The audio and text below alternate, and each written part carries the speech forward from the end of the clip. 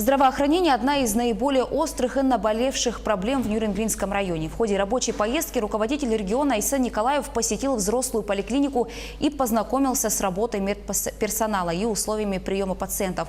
Подробнее расскажет Александра Цыбикова.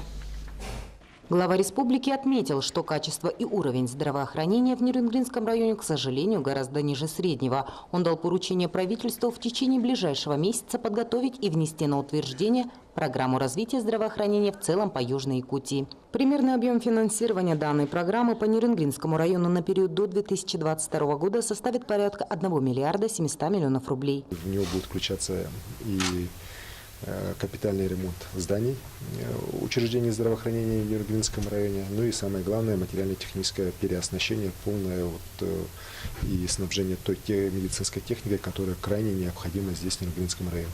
На текущий год Министерством здравоохранения республики в рамках программы развития намечено переоснащение детской поликлиники, в том числе оснащение современным медицинским оборудованием, на которое заложено порядка 30 миллионов рублей. Также до 2022 года планируется сделать ремонт на больничном комплексе.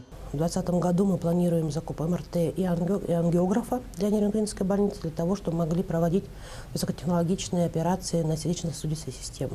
Для этого, конечно, нужна такая серьезная подготовка площадей, и они сегодня изысканы, занимаемся проектно-сметной документацией.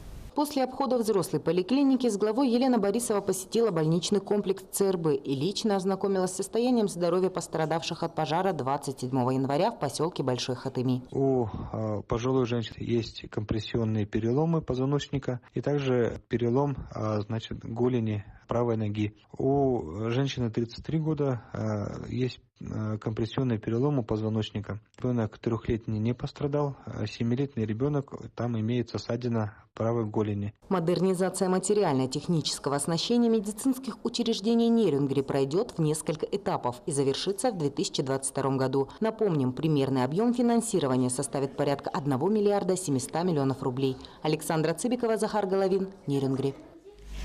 Министр ЖКХ и энергетики республики Дмитрий Садовников посетил Нюрнбергский район. В первый день визита состоялась рабочая встреча с Нюрнбергским водоканалом.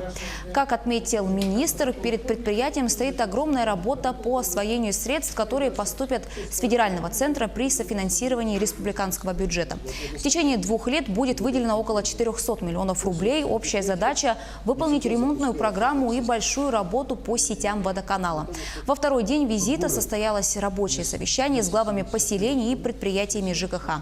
На встрече рассмотрели вопрос организации капитального ремонта общедомового имущества многоквартирных домов, обсудили нюансы реализации проекта строительства объекта скважины водозабор с водопроводными сетями в поселке Чульман, а также вопросы организации водоотведения поселков Биркакит и Золотинка. Без внимания не осталась новая мусорная реформа, вступившая в силу с 1 января. Главный вопрос – это водоснабжение поселений в Нюрнбергском районе, освоение скважин, ну и, конечно же, твердые бытовые отходы. Здесь надо дать должное, что предприятие Нюрнбергского района выполнило и является одним из 5 рекоператоров, которые работают по всей республике. Конечно, это здорово. Мы Нюрнбергский район видим как флагман нашей промышленности, и, конечно же, он должен соответствовать всем требованиям.